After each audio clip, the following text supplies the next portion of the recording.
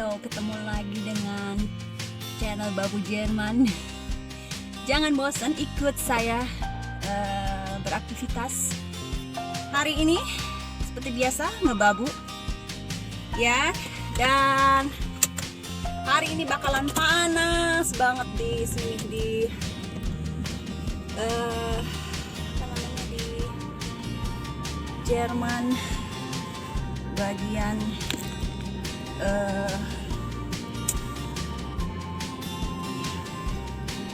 bagian apa namanya? Bagian apa sih kalau Bayern ya?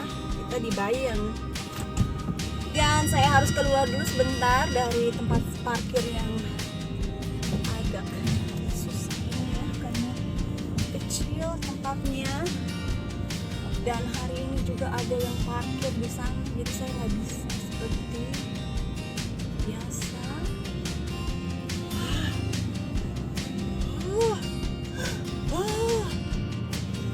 Saya lupa apa, sampah.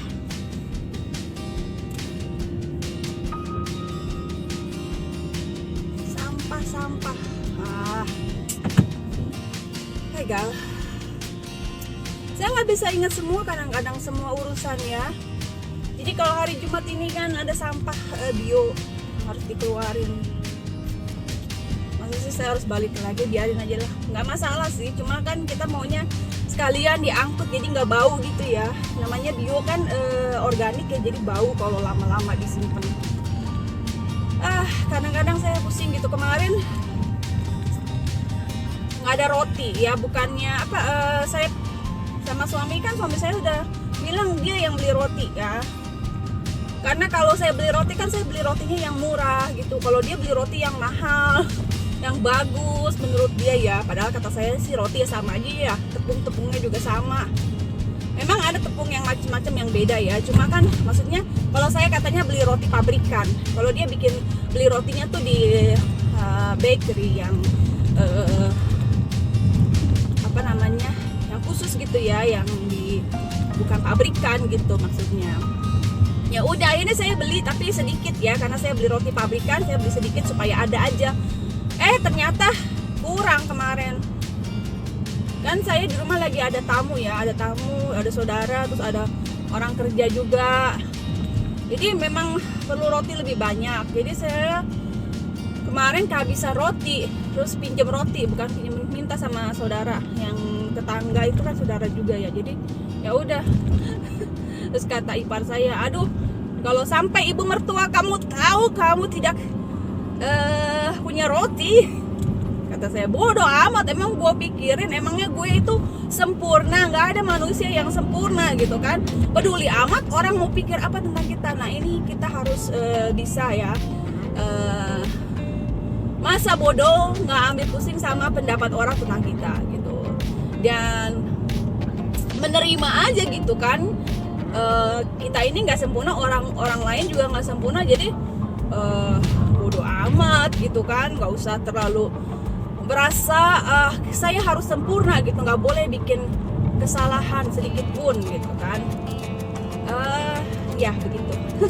Sebenarnya hari ini saya bukan mau ngomongin itu. Hari ini saya sebenarnya mau ngomongin tentang memberi tips ya. Jadi saya kan kerja di housekeeping ya. Babu itu kan housekeeping ya. Kalau tapi bukan di hotel ya, di rumah sakit ya. Terus, saya itu kan orang Indonesia yang kampungan dulu ya. Saya nggak tahu tentang etika memberi tips sama petugas housekeeping di hotel atau di restoran sama pelayan ya. Kita kan nggak ada budaya memberi tip kayak gitu ya di Indonesia. Nah, sejak saya menikah sama suami saya yang bule, dia kalau ini kan selalu mendorong saya kasih tip, dikit-dikit kasih tip gitu. Nah, disitulah saya belajar memberi tips sama orang ya. Dan saya belajar juga gitu, kenapa kita harus memberi tips sama pelayan sama petugas housekeeping. Karena kalau di Indonesia ini mereka gajinya kecil ya. Kalau di luar memang lumayan, tapi tetap untuk hitungan ini kecil ya. Jadi mereka dibantu sama tip ya. Nah kalau di tempat saya kan kita kerja di rumah sakit nggak ada sistem begitu ya, kita nggak pernah dikasih tip sama ini ya. Nah dulu saya belajar, saya baca-baca kan. Waktu saya belajar bahasa Inggris juga di tempat kursus saya dulu di Jakarta, saya belajar juga ada topik tentang memberi tip gitu, berapa ininya 1,5% kalau nggak salah dari total yang kita bayar gitu ya. Tapi kalau saya dulu waktu saya baru-baru nikah, kita sering kali kalau kita harus ke Jakarta ke ini nginepnya di hotel. Dulu kita nggak tahu ya, kayak sekarang kan saya udah tahu ada banyak apartemen yang disewain ya, lebih murah, jauh lebih murah. Dulu saya belum tahu, taunya hotel itu jauh lebih mahal dan harus tiap hari ada yang datang ya, petugas housekeeping gitu. Terus saya ya ninggalin uang lah, zaman dulu 20.000 lumayan ya kalau zaman dulu ya sekali ini. Terus kalau tahun-tahun kemarin saya biasa ninggalin tip sama ini housekeeping atau orang yang kerja di hotel gitu sekitar 50.000 ya, karena harga udah ini juga kan. Jadi mereka kebantu lah sedikit ya dengan tip yang kita kasih ya, dan mereka juga senang kan ya, apalagi mereka tahu saya ini istri bule gitu, kita ini bule bukannya orang Indonesia. Mungkin kalau orang Indonesia mereka nggak mengharapkan tip ya, tapi kalau dari bule biasanya bule ini kan suka ngasih tip, jadi mereka juga mengharapkan. Dan yang saya belajar dari suami saya bahwa kita ini harus punya empati sama orang gitu kan. Dulu saya kesel gitu ya, karena pikiran saya ini orang Indonesia melihat bule kayak ngelihat dolar gitu, kayak ngelihat uang gitu, mata duitan. Tapi setelah saya sama suami saya dikasih pengertian bahwa coba kamu ada di posisi mereka ya, mereka itu penghasilannya sedikit gitu kan, dibandingkan penghasilan bule memang jauh gitu. Jadi ya wajar kalau kita itu berbagi sama orang lain yang lebih yang kurang daripada kita gitu, yang kurang beruntung gitu. Jadi toh kita punya gitu kelebihan itu. Nanti saya lanjut ya, saya harus kerja dulu. Ya, jadi segala sesuatu kita harus belajar ya, membiasakan diri, dan budaya juga harus. Saya harus keluar dulu sebentar ya, saya mau fokus sebentar. Udah ada orang hari ini ya. Saya harus belanja dulu ini sebelum pulang, belanja terus masak. Dan mengenai tip ya, sejak saya mengenal suami saya, belajar dari beliau, saya bersyukur ya, saya punya suami walaupun katanya sih ada bilang orang Eropa gitu pelit ya, tapi suami saya itu justru sebaliknya, dia sangat dermawan, bukan tipe orang pelit. Jadi kadang-kadang terlalu dermawan sampai kadang-kadang kelebihan gitu ya. Cuma ya saya belajar juga gitu, dia selalu merasa ya kita punya kewajiban kan untuk membantu orang yang kekurangan gitu. Jadi pernah ya waktu saya masih di Indonesia Timur kan ada orang yang suka keliling-keliling nawarin obat, apalah produk-produk gitu ya, obat gosok kayak gitu kan. Terus ya saya pikir saya nggak perlu kan, ini saya juga belajar ya.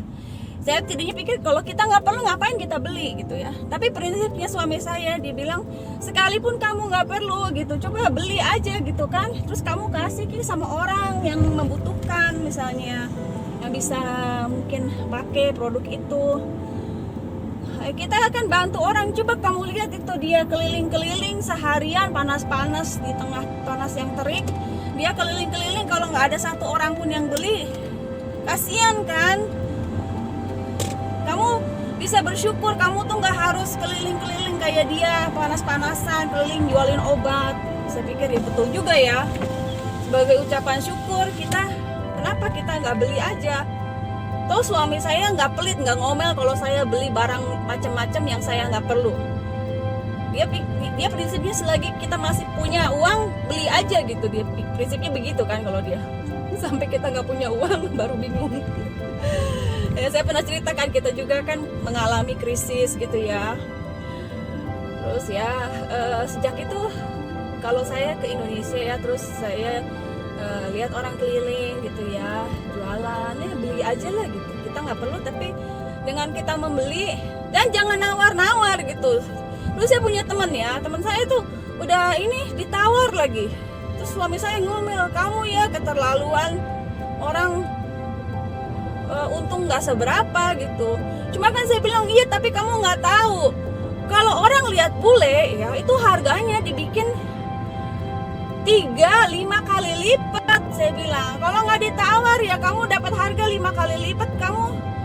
Dia bilang oh ya nggak apa-apa, saya bule, saya punya uang. Dia bilang bayar aja, kasihan dia, kapan lagi dia ketemu bule, dia nggak tiap hari ketemu bule. Dia bilang nggak tiap hari dia dapat orang yang bayar 5 kali lipat kayak kita. Dia bilang ya dulu saya sering berantem ya, soalnya saya waktu saya baru banget nikah, kita honeymoon kan ke Bali.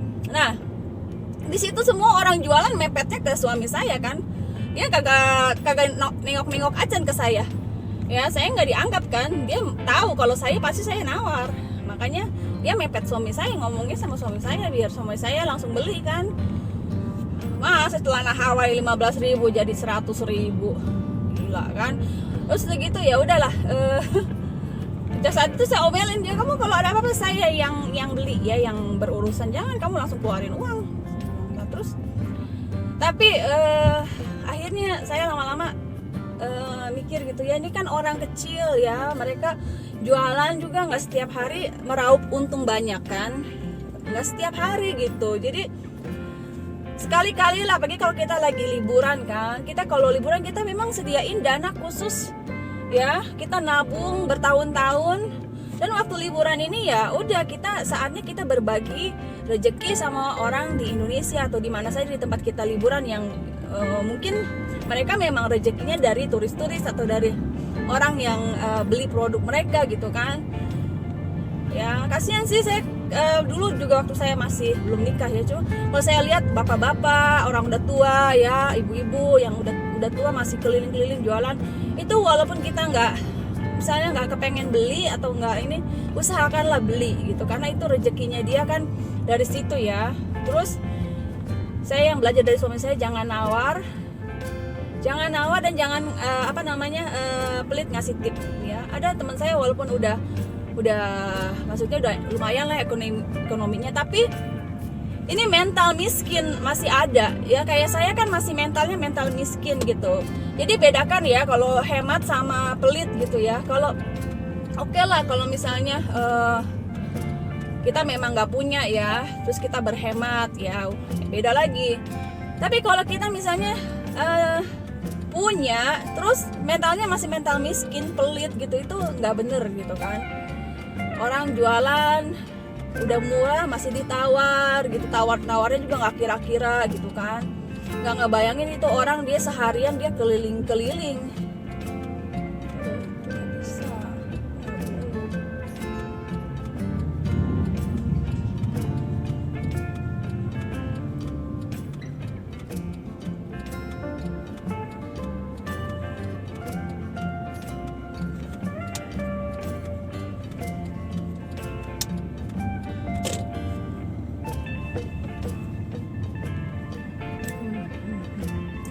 Banget dia, sebel kalau di sini.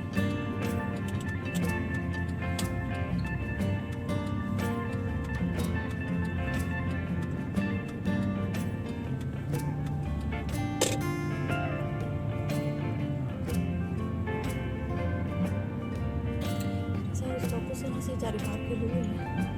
Parkir udah susah ya.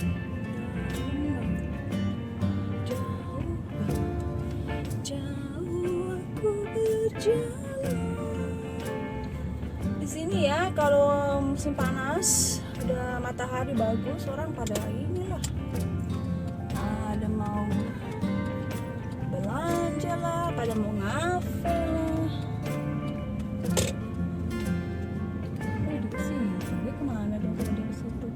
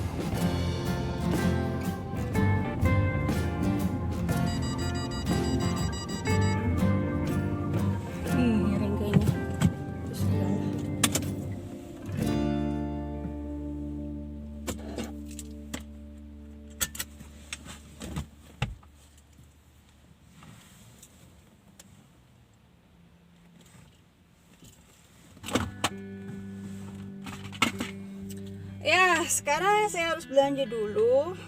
Tapi saya pasang ini, aduh panas sudah ya. Terus saya di sini.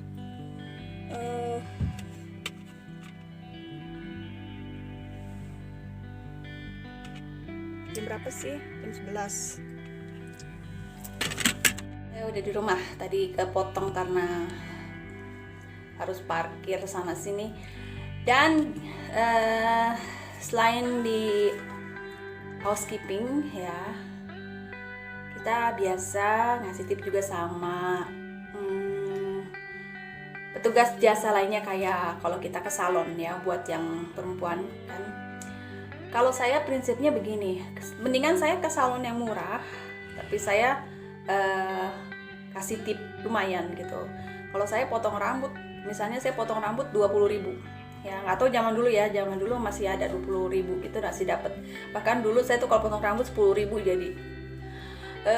Terus dia potong rambut saya 20.000, saya kasih tip 30.000 ya, bayar 50. Daripada saya potong rambut, pernah saya potong rambut juga ya 150.000 atau 200.000 gitu. Hasilnya ya nggak jauh beda lah gitu ya, cuma memang salonnya kan beda gitu. Jadi sejak itu saya pikir-pikir, apa gunanya gitu kan, rambut begitu aja gitu ya. Mungkin memang sedikit ada bedanya gitu ya, tapi juga nggak lama kan. Mendingan kita bantu usaha kecil gitu ya, salon kecil, terus kita ngasih tip lebih sama yang kerja, daripada kita